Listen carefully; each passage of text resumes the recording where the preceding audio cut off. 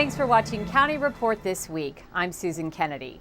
We begin this week with an informal meeting between council members and U.S. Senator Ben Cardin. Senator Cardin came to discuss a host of issues, including the looming fiscal cliff and where the federal government stands on one of the council's top priorities, transportation funding. Congratulations. We're so excited that you're still our senator. The briefing with the council was the first for the senator since being reelected last month. Let me just put this in context of what's happening nationally. He began his update with where things stand with the fiscal cliff and how Montgomery County would be dramatically affected if it came to fruition. We have the fiscal cliff, which is dominating our discussion. First of all, we have a lot of federal workers that live in Montgomery County. These types of across-the-board cuts will have a devastating impact on our federal workforce. There are a lot of private jobs here related to federal agencies. With those agencies being cut back, those private sector jobs are in jeopardy. And then, of course, the whole concept of eliminating all the tax rates, going back to the pre-Bush tax rates, that affects the taxpayers here. So they're getting hit on the tax side and are going to get hit on the reductions of support for our federal agencies and the related employment. It would be pretty devastating to Montgomery County. Cardin said he didn't believe the fiscal cliff would hit us. I believe we will have some way of resolving the fiscal cliff. But in order to avoid situations like this in the future, we need to find new ways to generate revenue. What we need to do is reach an agreement, a credible agreement, one that's balanced, that allows our nation to move forward with job growth, that reduces spending and brings in the revenue that's necessary to pay our bills. The discussion also focused on issues here in Montgomery County. Cardin said the feds are watching transportation issues here very closely and that he will continue to fight hard for funds. I might tell you we are looking for different funding sources. Looking long-term, the gasoline tax is not going to be adequate to fund national transportation policy programs. So we are looking for different ways to fund this, connecting it to our energy policy. We think it's the most likely way, looking for revenue flows that are beneficial not only to transportation infrastructure, but to energy independence. We are the dreamers! We are the dreamers! The mighty, mighty dreamers! The mighty, mighty dreamers! Fighting for justice! Immigration reform was also discussed, something Council President Nancy Navarro has championed throughout her tenure here at the Council.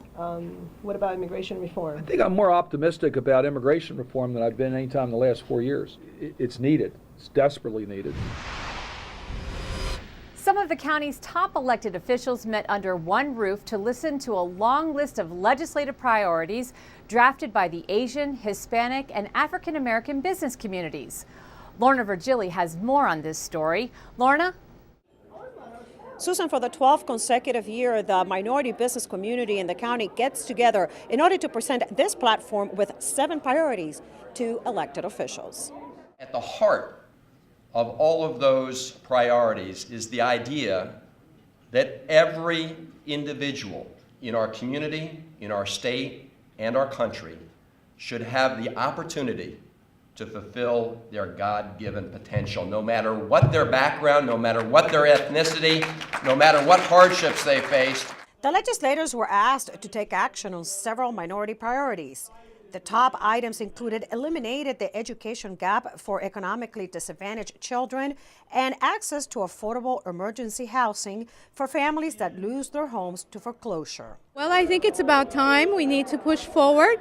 A lot has been done, but there's a lot of work to be done. And so the Hispanic community is here with the African American Chamber and the Asian American Political Alliance to really push forward and come together for those issues that are so important for our communities. Regarding affordable housing, Executive Leggett pinpointed the county's steadfast approach to the pending need. This report and this reflection of what we've talked about in the achievements, I think, will reflect the progress that we've made.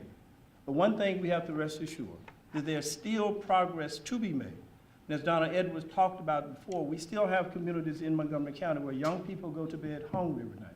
We do not have appropriate affordable housing.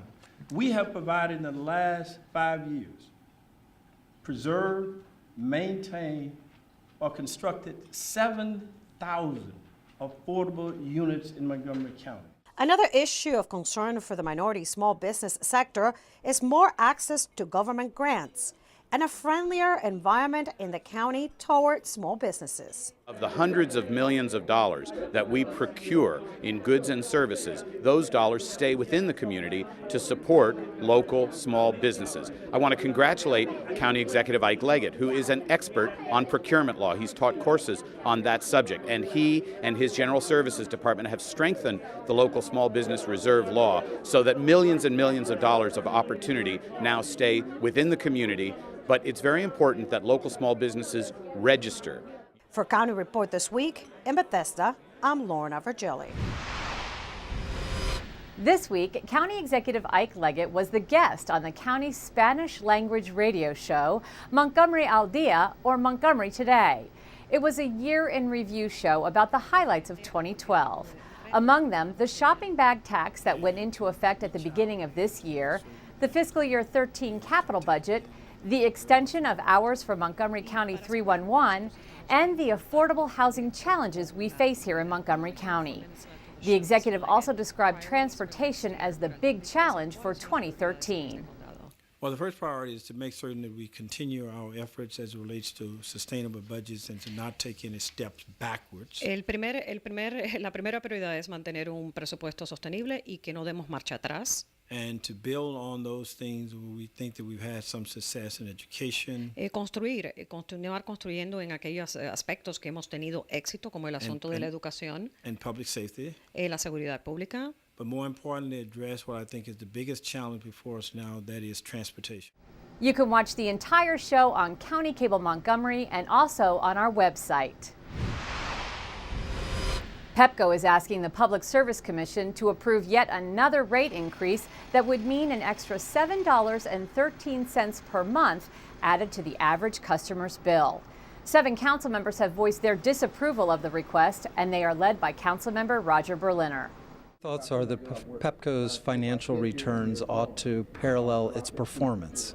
Its performance has not been acceptable. So the notion of giving PEPCO an increase in its rate of return, the notion of giving PEPCO an automatic tracker to recover dollars as they are spent as opposed to reviewing them and seeing that they're prudent, these are things that I think our people find not okay at this moment in time, and our county will fight this rate increase, and we will fight it hard. Also this week, a briefing on the county's fiscal plan and economic indicators as planning gets underway for the upcoming budget. As Council President Nancy Navarro tells us, a balanced budget for fiscal year 14 would require a 1% reduction in overall agency spending. In the sense that, what we heard is the unemployment rate, for example, has gone down to 4.7. It was at around 5.2 last year. I think that's really good news. We have seen that home sales have started to creep up a bit. Income tax, it's also gone up in terms of the distribution, and those are all really positive indicators. But of course, we're still waiting to see what will happen at the federal level with the impending fiscal cliff. That's going to put a lot of pressure on us. We don't know that. We don't know also at the state level what the budget will look like in terms of aid for us as well and for the schools. So there's still a lot of guarded, I think, optimism. Coming up, some Montgomery County students get to hear from the Board of Education on issues that matter to them most. I'm Rockville 11's Bridget Breuer. Coming up next, Annapolis comes to Rockville. We'll have the story when County Report This Week continues. Going shopping this holiday season? Coming up with the perfect gift for everyone on your list isn't easy. It takes a lot of creativity to get the right gift for the right person. But when you find the perfect gift, don't add to your holiday stress. Be prepared when you stop to shop. You don't have to be this creative. Be sure to bring your reusable bags. Bring your bag. Fight litter. Montgomery County 911. I just saw a car crash. If you ever have an emergency, be glad you're in Montgomery County. Thanks to the ambulance transport law, the county has more money to cut response times, buy new ambulances and fire engines, and hire more paramedics and firefighters. In an emergency, don't ever hesitate to call 911. If you live in Montgomery County, you will never get a bill or pay a dime. Hopefully, you'll never need to call Montgomery County Fire and Rescue, but if you do, we're there for you. Welcome back to County Report This Week. The holidays are upon us, and that means it's time for celebrations. Montgomery County Police are asking for the public's help in cracking down on alcohol-related offenses. Rebecca Innocenti from the Montgomery County Police Department is here to tell us more about what their department is doing. Rebecca, hi, thanks for being here. Tell us what's going on with the police department and cracking down on these crimes. Sure, thanks, Susan. Well, the Alcohol Initiative section began its focus on enforcing alcohol-related offenses the day before Thanksgiving and will continue its holiday task force throughout the holiday season. But the police department wants to remind residents that they can do their part to help decrease and prevent alcohol-related offenses. First and foremost, if you think you've had too much to drink, don't get behind the wheel of a vehicle. If you can't find someone who hasn't had anything to drink to give you a ride home, please use a program called Sober Ride. It's a program with a 1-800 number, and if you call that number, a local taxi participating in the program will give you a ride home free of charge if you meet certain criteria. So again, don't get behind the wheel of a vehicle, try to find a designated driver, or use the program Sober Ride. Also, if you're driving down the road and you believe you're observing someone who's driving, perhaps under the influence of alcohol or drugs, call 911. And without putting yourself in danger, try to get as much information about that vehicle as possible. A tag number, the make and model, and the direction of travel. All these details will help the police find that vehicle quickly. And let's talk about underage drinking parties. If you have knowledge of an underage drinking party that may be occurring in the future, please call our Crime Solvers tip line or leave a tip online. You can remain anonymous. Try to give as many details about the party as possible. Time, location, anything that you think will help police investigate this party. And also, if you think you're observing a party at the present time, perhaps in your neighborhood, again, call police and try to provide as many details about that party as possible. The Alcohol Initiative section and the police department follows up on all the tips that our residents give us about alcohol-related offenses. And we truly appreciate the residents' help in trying to combat these alcohol-related offenses so that everybody can have a safe and enjoyable holiday season. Great, that's great information. We want everybody to be safe. Thank you so much, Officer Rebecca Innocenti, Montgomery County Police. The Maryland General Assembly kicks off their 2013 legislative session in January, and the District 17 delegation recently came to Rockville to give city officials and residents an idea of what to expect. That's right. The District 17 delegation made a presentation to Rockville's mayor and council outlining the 2013 legislative priorities for the city. Senator Jenny Forehand delivered the Maryland General Assembly's 2012 90-day report to Rockville's mayor and council. The District 17 delegation, made up of Senator Jenny Forehand and delegates Kumar Barve, Louise Simmons, and Jim Gilchrist, presented to the mayor and council updates about the upcoming session in Annapolis. Rockville's top priorities for the Maryland legislative session that runs from January 9th through April 8th include restoration of highway user revenues, legislation to allow non-sworn officers to sign off on speed camera violations, legislation to set uniform late, administrative, and flagging fees of red light and speed camera violations, and the protection of Rockville's stormwater management fee and program. The members of the District 17 delegation are hopeful for the upcoming session and are working for the residents of Rockville. We've done a lot of hard work raising revenues, cutting spending for many, many, many years, and now Maryland is in a really good place. We're going to have a balanced budget again. We're going to have a AAA bond rating for a 52nd year in a row, and so we're in a good place fiscally.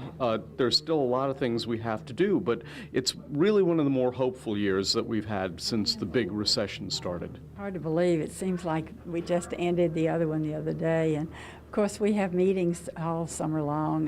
Maybe I'm in Annapolis 2 or 3 days a month, but I'm on the phone the rest of the day talking to constituents or staff people and thinking about what kind of things we ought to be doing for the next year. I've been privileged to represent my neighbors in Rockville over the last 10 years.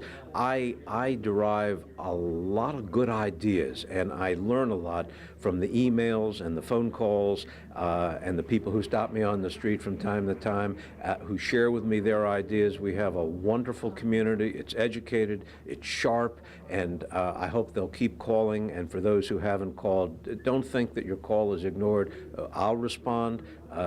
My colleagues will respond, and we want to hear from you. Student representatives from many MCPS schools recently joined voices and presented the Board of Education with a point of view from their perspective. MCPS TV has the story. How are you? More than 60 student leaders from MCPS secondary schools met with members of the Board of Education and Superintendent Starr on Thursday, December 6th to share their ideas and concerns. And I know that the board absolutely holds a very high respect for students, absolutely cares about them. And the good thing is students are so blunt. I mean, they state what is on their mind, and that is really a good thing to be able to get as a board member.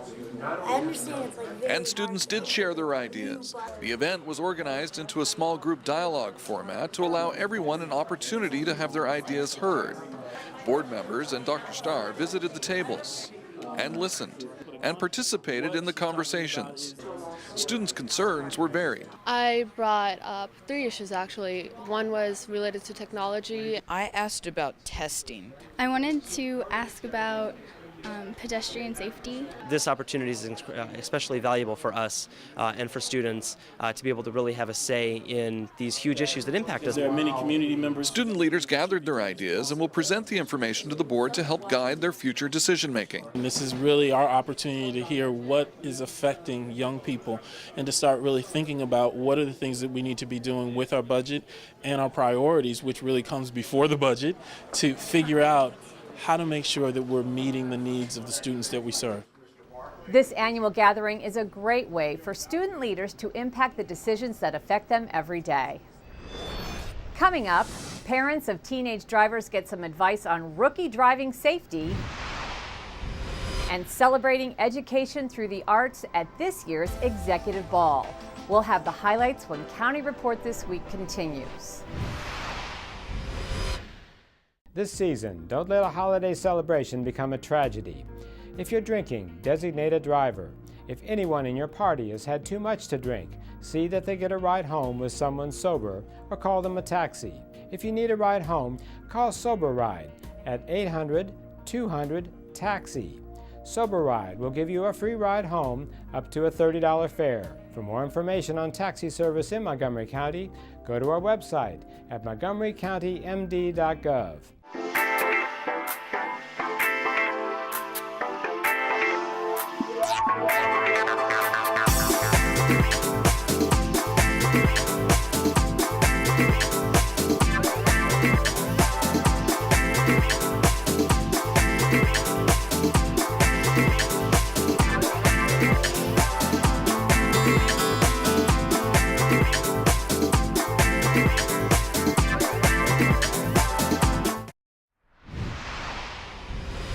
Welcome back to County Report. It's the social, political, and philanthropic event of the year in Montgomery County. The 27th Annual Executives Ball was held on December 9th to benefit the arts and humanities. MyMC Media's Sonia Burke reports. Hundreds of art supporters turned out for the Montgomery County Executives Ball in Bethesda, where they helped raise thousands of dollars and where they talked about the power of the arts. It is a great night, and it's all about the arts and humanities in Montgomery County. This is the event where people come together to not only network and have fun, but to contribute to the arts and humanities, which is incredibly important in our community. Standing in the receiving line, along with County Executive Ike Leggett, Maryland Governor Martin O'Malley, who helped greet guests at the gala. The arts are important on a couple of levels, and certainly one of them is education. If our kids are going to be able to compete with kids all around the world, they have to be conceptual thinkers. They have to not only understand reading and math, they also have to understand music and the arts, because that's what goes into creating a creative and innovative economy. This year's theme, Arts Power, celebrating education through the arts. Organizers said proceeds from the ball would go to arts and humanities organizations that specifically advance arts education programs in Montgomery County. It's just so gratifying to see how many folks in our community understand the importance of arts in education. This is a way to show support for the incredible arts community in our county. We have dozens of wonderful arts organizations that provide true nourishment for the soul. Arts and humanities bring culture and grace to our lives, and also they attract people here. So people come to Montgomery County and spend money and enjoy themselves, and then they want to come back. You know, when you talk about the power of the arts, you have to think about what that means. And I think most importantly, it's driving education for young people. If you can connect them to the arts. Organizers said the event was a success. As of this moment, we have nearly $125,000 to donate to the arts and humanities in our county. For County Report this week, I'm Sonia Burke reporting. Montgomery College recently held an important workshop for parents of teenage drivers, and with teen driver-related crash statistics being as frightening as they have been in recent years, it's clear that parents could use all the help they can get. Stan Jones has our report. According to the CDC, the Centers for Disease Control and Prevention, in 2010, 2,700 teens in the United States were killed and 282 teens were treated and released from emergency rooms for injuries suffered in motor vehicle accidents. These are sobering statistics that illustrate the ever-growing dangers inherent in teenage driving. Motor vehicle crashes are the leading cause of death for U.S. teens, accounting for more than 1 in 3 injury-related deaths. The risk of motor vehicle crashes is higher among 16 to 19-year-olds than in any other groups. And per mile driven, teen drivers aged 16 to 19 are 4 times more likely than older drivers to crash. Montgomery College, along with 4 other Maryland community colleges, Howard, Anne-Arundel, Frederick Community Colleges, and the Community College of Baltimore County, are working with the Maryland Motor Vehicle Administration to help train parents on how to supervise their teenagers while they learn. Critical 60 is a teaching and learning system for parents to spend the 60-hour supervised required driving period usefully, and we give parents the lesson plans, we teach them how to teach, we teach them what to teach, and we give them an online resource for tracking the teaching and learning. What we're trying to do is empower parents to play their role and play a role of coach and mentor and teacher as well, and learn the skills to help bring the individual up to speed. The point of the seminar was to help me assess if that was appropriate for where she is and her driving skills and her judgment and her general life skills and ability. For County Report this week in Gaithersburg, I'm Stan Jones. When we come back, you still have time to enjoy a magical visual experience at Brookside Gardens. We'll tell you more. And do you have room in your heart and your home for this little fellow? We'll introduce you to him in our Pet of the Week segment when we return. This message brought to you by FEMA. Home fires occur most often in winter. Keep anything that can catch fire at least 3 feet from heating equipment. And never use an oven to heat your home. Stay in the kitchen when frying, grilling, or broiling food. Turn space heaters off when you leave the room or go to bed. Make sure all vents are clear of snow and ice to allow carbon monoxide to vent outside. Have your furnace, heating system, and chimneys serviced each year by a qualified professional. Learn more at www.usfa.fema.gov.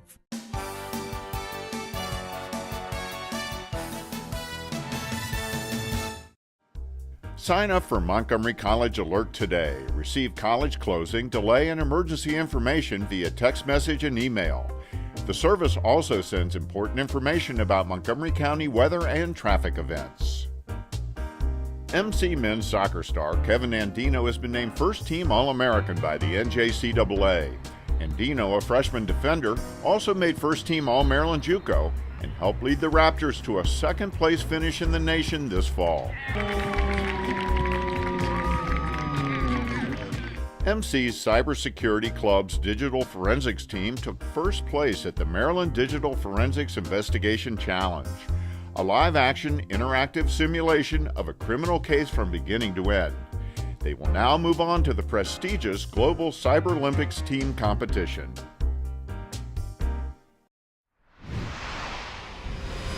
Nothing says the holidays more than beautiful light displays, and for the next few weeks, our friends at Brookside Gardens will still be showcasing their Garden of Lights tour.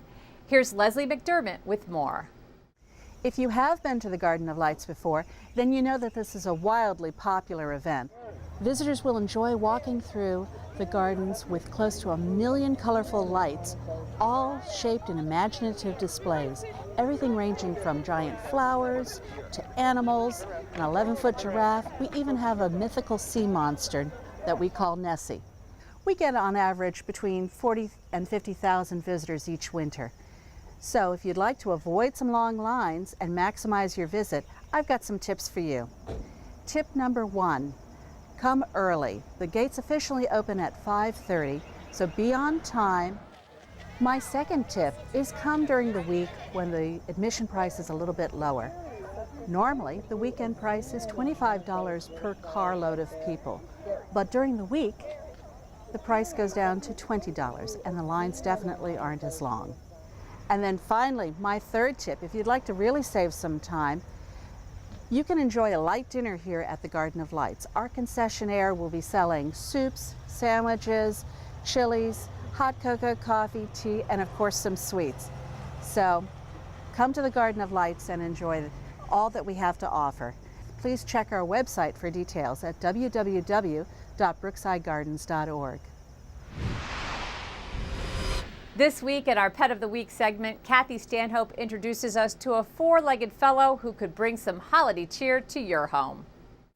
This is Kathy Stanhope with your Pet of the Week at the Montgomery County Humane Society, and I have something very, very special today, but you have to use a little imagination. Normally we don't feature animals that have only been here a week, but this little guy came in as a stray a week ago, and he is just today available for adoption. So if you are looking for something very special, get down to the Montgomery County Humane Society on Rothgeb Drive in Rockville and ask for number 203. He doesn't even have a name yet. He's been here so little. He is, I believe, a purebred Yorkie. He's only about 8 or 9 months old. He is so sweet. And when I say imagination, I'm saying because he hasn't been groomed and he's actually kind of messy. I think he was living rough for a while. And he's very naughty right now, and he needs a grooming and he needs a bath, and we're going to get him that pretty soon. But he is very sweet and he's very young. This dog doesn't even weigh 5 pounds. He is a perfect dog for a couple, for an elderly person. I don't think I'd really want to put him in a family with little tiny kids. He is so little himself. He's very fragile, but he's very, very sweet, and he's very scared.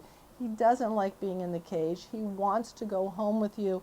And as you can see, he's the cutest thing in the world. Imagine how good he's going to look when he's clean and he's had a good combing. He's very calm for a puppy. It's very unusual for dogs to be this calm when they're this young, and he is an exceptional little guy. So if you are looking for somebody, even an elderly person that's looking for a special animal, get down here right away. This is a find. Like I said, I think he's a purebred Yorkie. He just needs a good grooming and a good home, and he needs someone to love him, and you can do that. So come visit him at the Montgomery County Humane Society in Rockville. Give us a call at 240-773-5967 or visit him and all of our other animals at mchumane.org. Remember, we have so many other animals, not just this cute little 203 here. We have cats and dogs and rabbits and guinea pigs and hamsters and rats and mice and snakes and birds. Any animal that you are looking for, please come to the shelter first before you call a breeder or a pet store. And finally, the council recognized 2 county educators for their accomplishments. Everett Davis of Montgomery Village Middle School was recently named Maryland Assistant Principal of the Year, and John Hammond of Montgomery College was named Maryland Professor of the Year. It is an honor. It's a great place to work. Montgomery College has been well supported by the county, and I appreciate that. Just shows what a fabulous place it is, where the focus is really on education and on our students. There is a quote by Malcolm X that hangs in my office, and it reads as follows: "Education is the passport to the future, for tomorrow belongs to those who prepare for it today." This quote, in conjunction with the key messages, "This is important, you can do it, I won't give up on you, and effective effort leads to achievement," as well as my core values of relationships, high expectations, and persistence, serve as my guides to ensure a rigorous instructional program for all students. Congratulations to both for their amazing accomplishments. And one final note, the County Council will now be on recess until January 14th. Well, that wraps up this edition of County Report This Week. Be sure to tune in again next week for a look at what's going on inside Montgomery County. I'm Susan Kennedy. Have a great week.